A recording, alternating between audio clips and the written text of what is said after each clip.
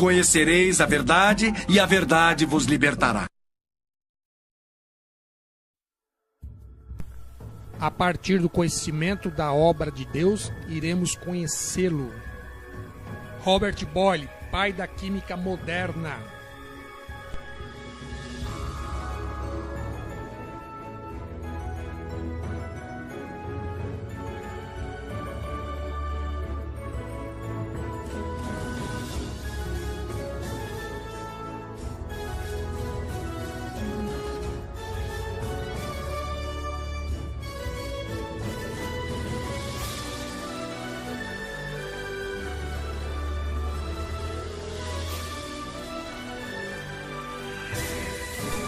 O caso para um criador.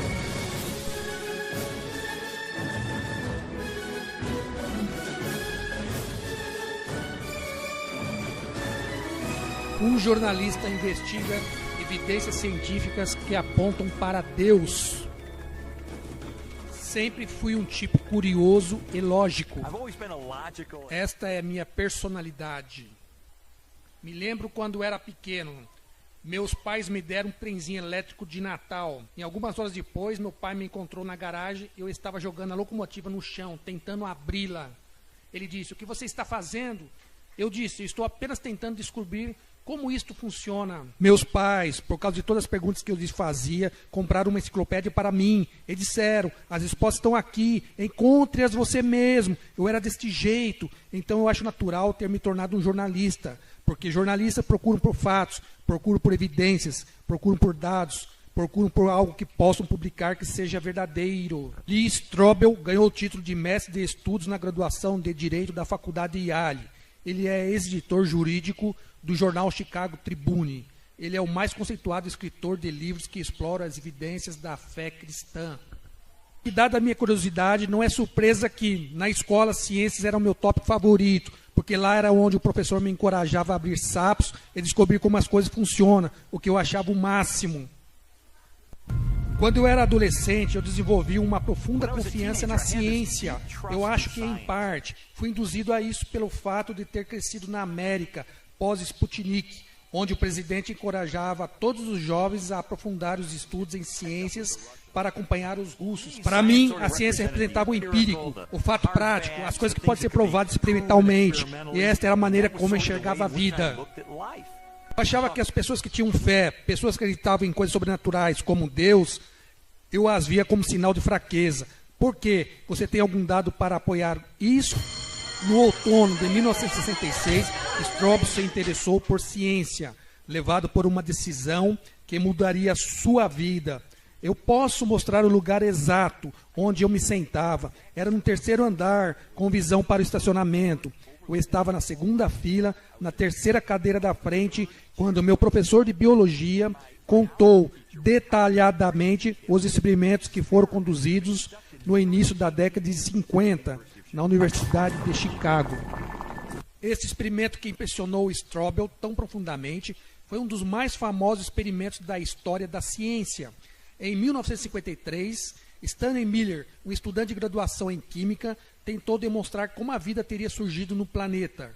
Miller tentou reproduzir a atmosfera primitiva do planeta. Ele bombeou hidrogênio, metano, amônia em uma pequena quantidade de água que corria por tubos e vidro.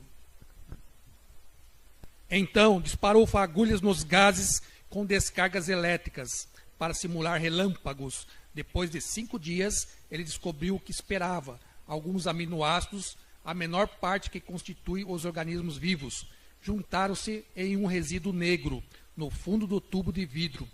Muitos tomaram os experimentos de Miller como prova de que os componentes essenciais para a vida poderiam ter se formado nos oceanos do planeta bilhões de anos atrás.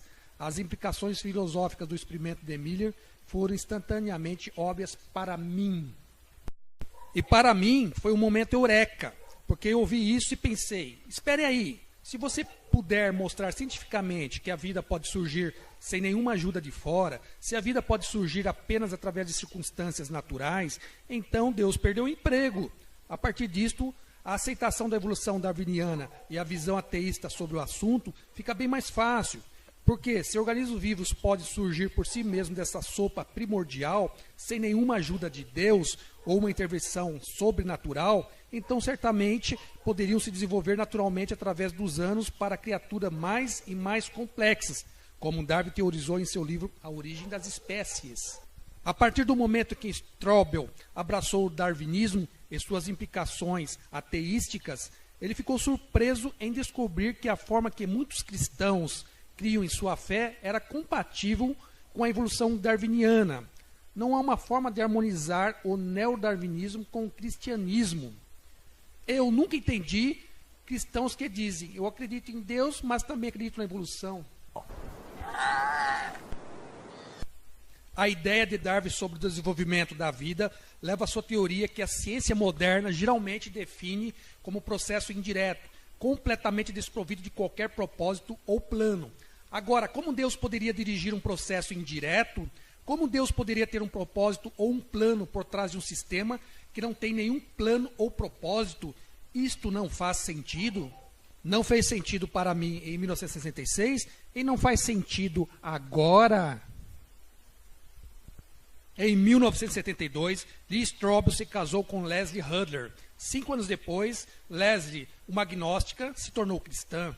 E eu pensei, isso é divórcio, este é o fim do nosso casamento, mas todas as coisas ruins que eu esperava que acontecesse nela, como resultado de sua nova fé, não aconteceram. Em vez disto, eu vi mudanças positivas nos valores dela, no caráter dela e na forma como ela se relacionava comigo e com as crianças. E eu pensei, espere um minuto, ela está atribuindo isto a Deus, eu não acredito que Deus exista.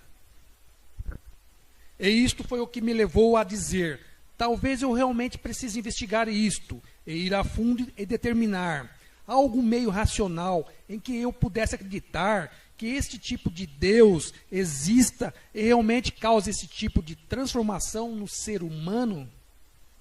Assim, eu decidi usar meu treinamento jurídico e jornalístico, minha curiosidade científica, para sistematicamente investigar há alguma credibilidade na fé cristã, porque a ciência tem um papel fundamental e voltou-se para o ateísmo.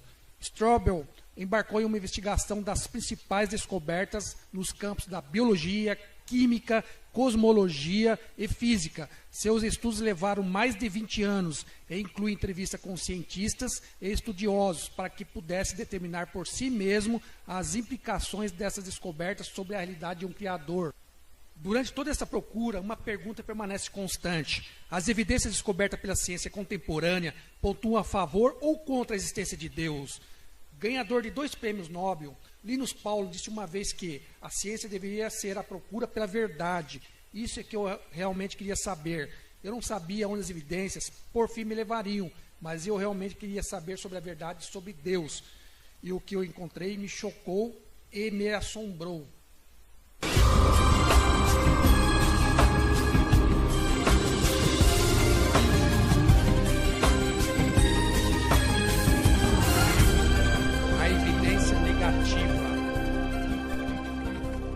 A pesquisa de Strobel com o exame da evidência, as desafiadoras teorias materialistas da origem da vida.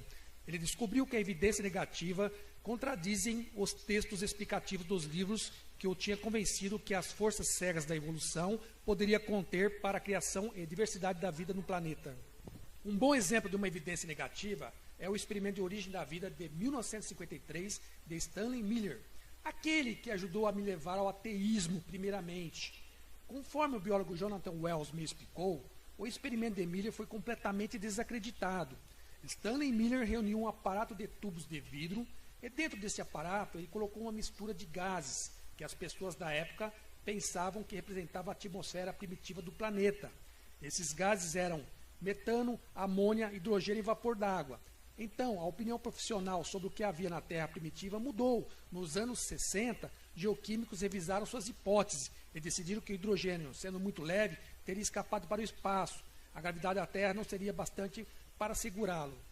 Provavelmente, a atmosfera primitiva da Terra é compatível com o que nós, hoje, vemos saindo dos vulcões, chamados de dióxido de carbono, nitrogênio e vapor d'água. Bem, se a atmosfera primitiva da Terra é composta desses gases, então o experimento de Stanley Miller não funcionaria. Na verdade, ele mesmo tentou com esses gases. Ele descobriu que ele não podia produzir aminoácido nenhum. Assim, o experimento desmoronou, uma vez que usou mistura mais realística de gases no aparato. O teste de Miller foi repetido muitas vezes, usando os componentes corretos da atmosfera. Os resultados foram sempre os mesmos. Os aminoácidos que geraram tanto entusiasmo em 1953 não apareceram. Ainda que o experimento de Miller fosse válido, estaríamos anos-luz de criar vida. Chegamos a isto. Não importa quantas moléculas você pode produzir, com condições primitivas ou condições plausíveis. Não estamos nem próximos de produzir uma célula viva. E por que digo isso? Se eu pegar um tubo de ensaio esterilizado e pôr um pouco de fluido com os sais corretos, com os balanceamentos corretos de acidez e alcalinidade, com a temperatura correta, uma solução perfeita para uma célula viva, e por lá dentro uma célula viva, a célula está viva e tem tudo o que precisa para a vida. Agora eu pego uma agulha esterilizada e furo esta célula, e todos os componentes são lançados dentro deste tubo de ensaio. Nós teremos um ótimo tubo de ensaio, todas as moléculas necessárias para uma célula viva, não apenas parte das moléculas, mas as próprias moléculas. E você não consegue criar uma célula viva desses componentes. Você não consegue mais reunir os componentes. Então, o que faz você pensar que alguns aminoácidos soltos no oceano resultariam em vida? Isto não é nem um pouco realístico. 1 Timóteo 2. Isto é bom e aceitável diante de Deus, nosso Salvador, o qual deseja que todos os homens sejam salvos e cheguem ao pleno conhecimento da verdade. Porquanto há um só Deus e um só mediador entre Deus e os homens, Cristo Jesus, homem,